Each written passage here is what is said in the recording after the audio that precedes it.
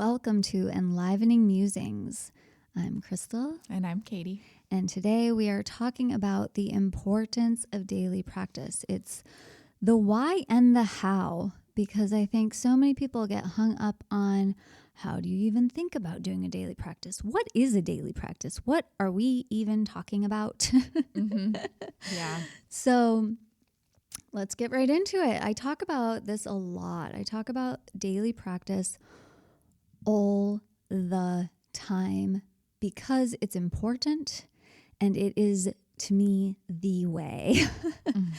What I mean by that is the way for ultimate change, the way to stay more consistent, the way for harmony, balance, living fully lit up, which is what we're all about here. So it's come up for me a lot. Do you have anything to say before I dive in? Okay. All right. It's come up a lot lately as I have been seeing different posts and different things, and I've been on different threads, and you know how it goes.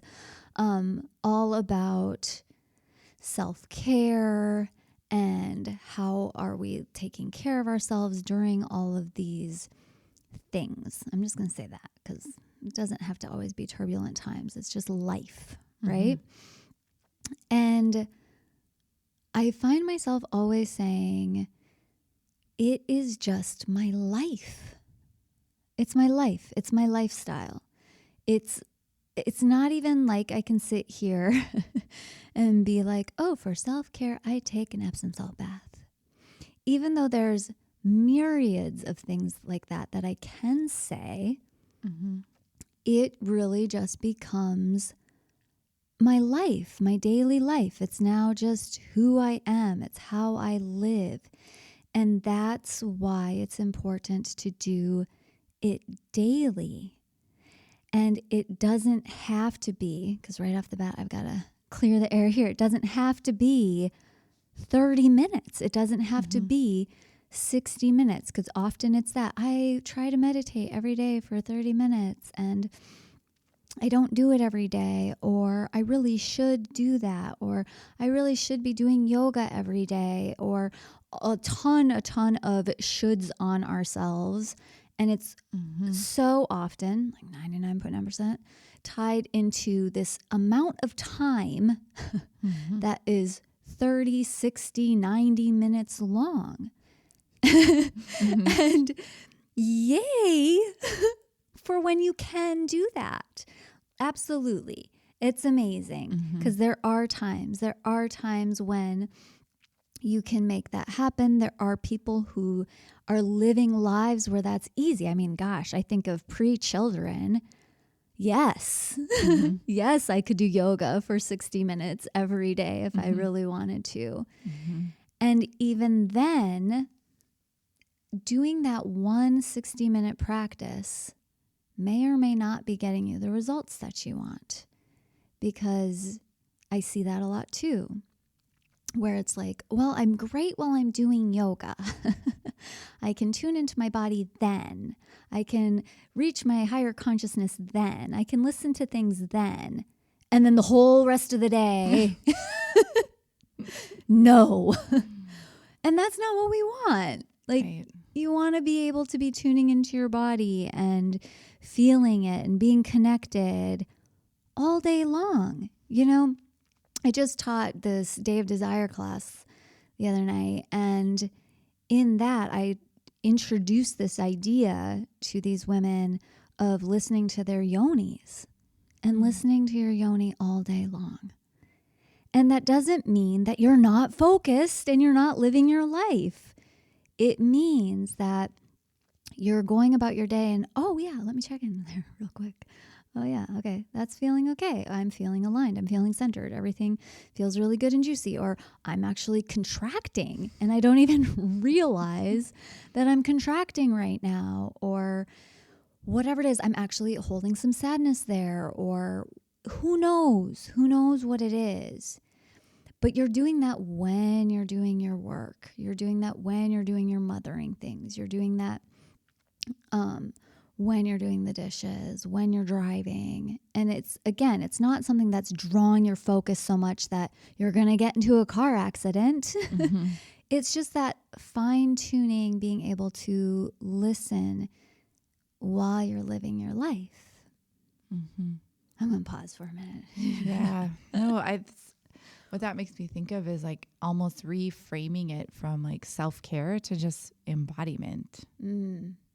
Because we did a whole podcast about self-care and all the things it can mean. But I was telling Crystal like how and this will kind of tie into where we're going to talk a little bit about this, is like I've been going through some kind of stressful times and feeling those moments where I didn't even feel like I could do a practice because it was all so much. And so for me, it was just like feeling myself chew my food as I was driving. And it just brought me back into my body a little bit and just reminded me of just like the present moment. And it's so simple, but it just was like so important because it just felt like I could try the other things and do the other things. But what it really was coming down to is just like being in the moment. Like one of the first things I started was just like be in the shower. When you're taking a shower, just be there, feel the water. So the importance of having that daily practice. So when you're going through a difficult time, you can just fall back into it and you can just kind of grab onto like the thread of how it feels because it's familiar to you a little bit to have embodiment. So even if like I was going through a hard time, I was feeling a lot of like chest tightness and heaviness around my heart. At least I'm feeling it and knowing it. Yeah. It doesn't mean that I'm going to do a yoga practice and it's going to completely go away. It might soften, but just knowing it and like being with it. And then when it's ready, being able to work with it and soften it. Like it's just so much Right. It's so much more than just like another thing to do when you really get into the heart of life. Yes, exactly. You can lean on it. And that's one of those things where, if you weren't driving or you were in a place, maybe you just put your hand there. Oh, yeah. Been doing that a lot. And you're just breathing into that area. Like you're saying, just being with it. And that is the practice. Yeah. And this is where I'm saying that, like, the practice is life. Yes. And life becomes the practice. Yeah. So it's almost, that's why for me it's kind of blurry. Right. Because it's just my life. Yeah. And just feeling like, knowing like, oh man, a hug would feel really good right now. Just, I mean, that's a practice, just that whole tuning into your body. I don't know. When I learned that years ago, it was just really life-changing for me to like tune into how my body's feeling in certain moments. And that is such a huge practice. And trying to just still come back, back to like a pleasure practice, like even during hard times, just trying to find one little thing and that feels pleasurable, something to look forward to, a little enjoyment, whatever that is. Exactly. Everything you've mentioned, the food and chewing your food and that texture and just breathing and feeling the tightness in your chest and all of that is sensuality practice because you're being in your senses. And that's what being in the moment is. That being in your senses is being in the moment. It's all just interlaced as one and the same. And so then that becomes that pleasure practice because you can just fine tune a couple things to take that to the next level, to take that just being in your senses to being in pleasure. And it is from that place where, things move and shift and, you be with the yuck and then you move through that or you move into the pleasure and then they both intermingle and swirl. And I feel like everybody should be watching me right now. I'm doing a lot with my hands, and then that transforms. That's alchemy, right? We take the crap and we turn it into something else. Yeah, totally. It's amazing. Cool. So to really bring the point home, these things don't have to take a lot of time. And so learning different practices, because people are still just like, yeah, but still, what is the practice? Okay, great. I put my hand on my heart. I breathe there. Okay, that's one practice. But what are other practices, Crystal? So, of course, we've talked about things like shaking. Shaking's a huge one because it resets your nervous system. It's used to help transform things when people have PTSD and all kinds of stuff because it really helps that. Any sort of vagal toning type things, you could gargle water, sing, all of that type of stuff can be great. You can learn a whole bunch. Of course, we have the different practices, like in my Fall in Love with You course, I have different practices. Anything that I do, you're going to get a world of practices. My Crystal Pleasure Fairy VIP group, you'll get a world of practices because that's just what that's all about for me. And it's so much fun because that's my pleasure because you get to kind of almost even follow along on my own growth. I have this whole basket of practices and tools and things that I do that's part of my daily life that I get to share with everyone. And yet I keep learning more, so then I get to teach more and all of that. So I do love that. But like Katie's saying, it's just being in the moment, So what feels good to you now? Do you need to move your body? Do you want to dance around? Do you want to taste something delicious? Do you want to touch yourself? Are you wanting to, maybe you want to give yourself an abhyanga, which is a warm oil massage. So you're warming up some oil and maybe you're just massaging your arms or your legs. You're doing some sort of a gratitude practice. I could keep rattling on, but the point is all of those things could be done in like 5 minutes, if that, taking some really deep belly breaths. You can 2 minutes. I think I put that in my ebook, How to Tune Into Your Sensuality is, I should go look it up now because I timed it, but I don't remember. I timed it. I timed how long it took to take like 3 breaths or something, and it was under 2 minutes or something. Yeah. And you can do that anywhere. You can do it when you're at work. You can do it at the grocery store. You can do it while you're doing dishes. You can do it while you're breastfeeding a baby. You can do it, everywhere. Do it while you're making love. That'll amp things up. So there's so many things that are all possible, and it's what changes everything. And it won't necessarily be, I'm a super anxious person and now I'm all better after a week. But you're going to notice, differences. You're going to notice that you're in your body more. You're going to notice senses of being grounded or drawing your energy in or tuning into your own voice. And all of that stuff, and it's this gradual thing, and it builds and it builds, and soon you're a few months down the road, and you're like, whoa, how was I even that flabbergasted and all over the place? So it's just really a matter of going as fast as the slowest part of you and doing just those small things all throughout the day. And then bonus dessert if you have a 30-minute stint and you get to do a 30-minute practice, or you get to do a 60-minute practice, or any of that. I definitely try to make time for that, especially as I get even more prepared of teaching the Jade Egg. I have to spend a lot more time doing Jade Egg practices, so I have my own embodiment of it. So even me being a busy person, a person with a full plate, I hate the word busy, I do create time and space to have those longer practices as well, so that's also possible, but you build to that so that you're not failing, it's huge. Yeah. I know. I think sometimes what I do just for like a moment is I'll just spray a little essential oil mister and just like breathe it in. That's actually been really helpful for me lately. I'll just spray it and just take a deep breath in, and then it just brings you into the moment. It's just something really simple. Sometimes it feels like it can clear a space if something feels really heavy. I use it a lot in my treatment room, kind of like as a form of smudging almost without smoke. Yeah. Another really great practice I teach a lot of people, because it's simple and but it's got a little bit of like concreteness, which people like, is the 4-7-8 breath. Okay.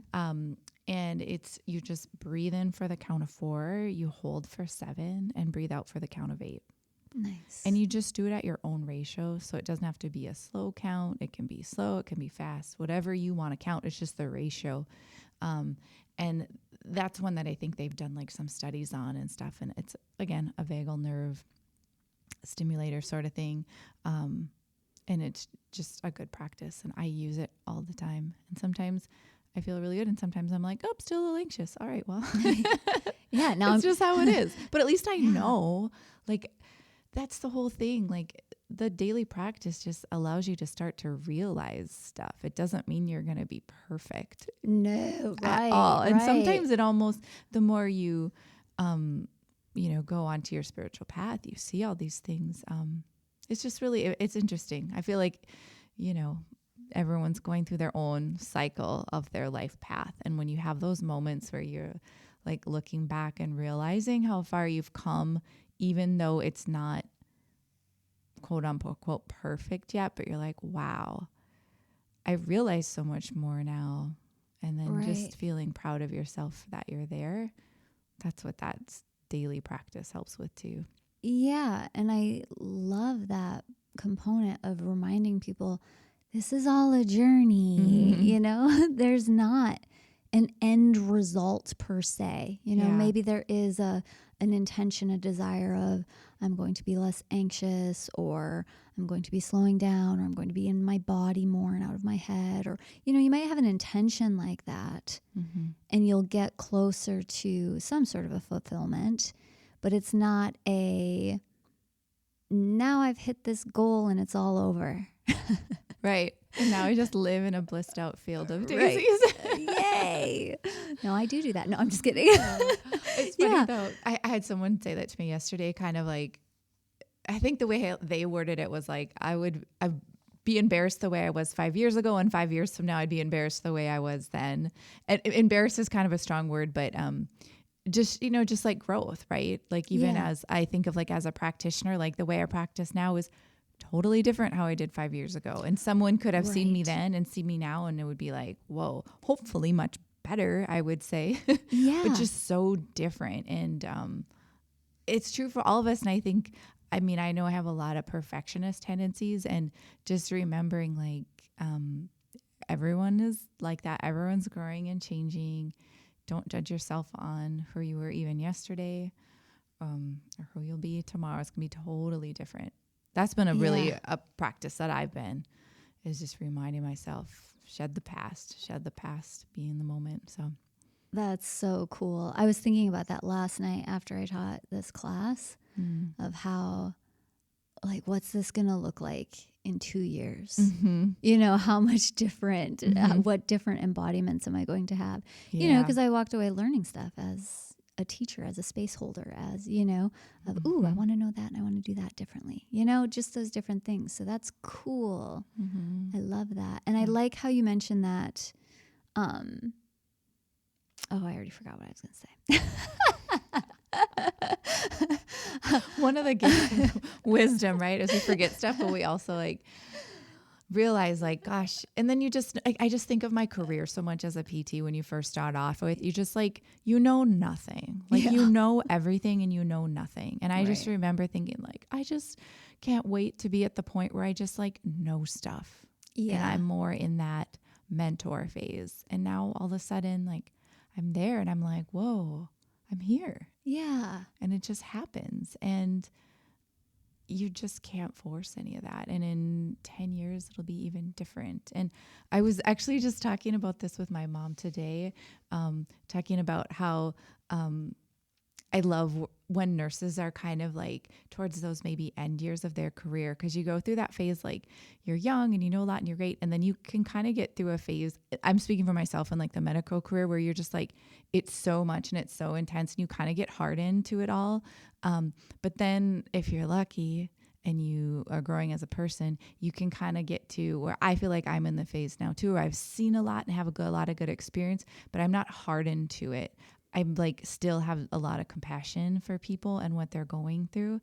And it's so nice to like work with that age range of like, I just happen to think in the medical field because that's what I was experiencing.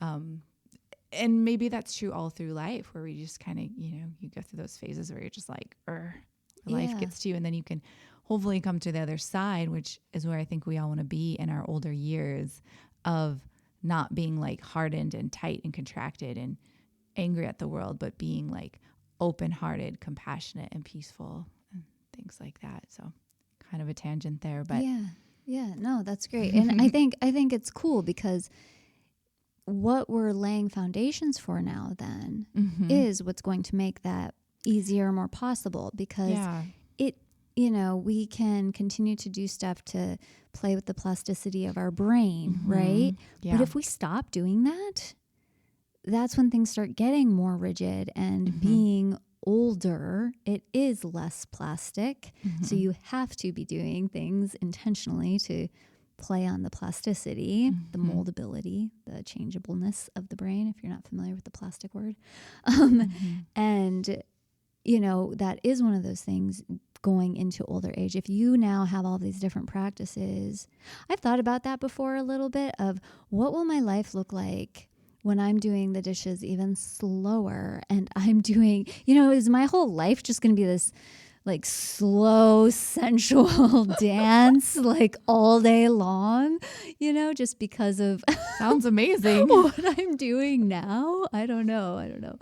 We'll see. It'll be fun. It'll be fun to see. But I love just visualizing that. And I mean that honestly, like when I think of myself being older, that's kind of how I picture myself that way. Like, and I think that's good for us to have those like goals and visualizations of like feeling happy and at peace and joyous as life goes on. And helpful. Being able to call upon that now. That's one of the things, especially when we ever talk about mother maiden crone type stuff, they're all within us all the time.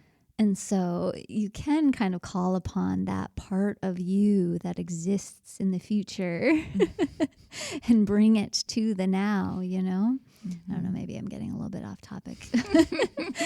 We could go down a big rabbit hole about time. Right. And everything happening at once, and we're everywhere and nowhere at all. Exactly. The whole time continuum. Bring some quantum physics into the mix and do it all. No, I love it. So I hope this is just inspiring for the possibility of having daily practice, whatever that looks like. Before I kind of tie that up too, I just want to add for me, something that was really easy was adding like my morning routine. That was my first personal journey with being able to add a daily practice. It still is super short. But starting your day with a daily practice is kind of sometimes a cool way to introduce something, and you can commit to one thing at a time. So you could commit to just breathing throughout the day. You could commit to drinking enough water. You could commit to pausing, whatever that looks like for you. Or you could commit to something like an actual practice in the morning, for instance. I love breast massage. I love abhyanga. I love doing different stretching, just even your skincare routine and brushing your teeth and stuff. All of that, bringing that ritualistic practice feeling to it is powerful. And then also the end of the night. So for me, there was a whole period where I, aside from my morning routine, had dedicated to doing a practice every single day. And if it was bedtime and I didn't do anything, that's when I had to do something, And so it could just be breathing into your heart or anything that feels good to you. It could be squeezing your arms. It could be doing gratitude. Whatever it is for you. Sometimes I've found that morning and night is a great time to start implementing if you want something where it is a more specific practice. Like when I talk about the gratitude one, I did that for a month. I wrote out a gratitude list every night because writing it out is different than doing it in your head. And so I would be going to sleep in a state of gratitude, and I would write out 10 or more things every single night before going to sleep. And that doesn't take that long, So again, that's just kind of another little tips, tricks type thing that I wanted to throw out there quick because I realized I hadn't mentioned it yet. Yeah. It's good to have some concrete things Yeah. to start with and some ideas or just new ideas to add in. I like that. And they can change. Right, exactly. That's cool. Each day could be something different. But if you're the type of person who needs to have that type of guidance, re-listen to this if you were driving or anything and write notes. I mean, we threw out a whole bunch of different practices that you could commit to that one, and just start implementing it however it works for you so that you're going to do it, where it's not a pressurized thing of, I have to do this way, and then let it evolve and grow as you do. Yeah. Awesome.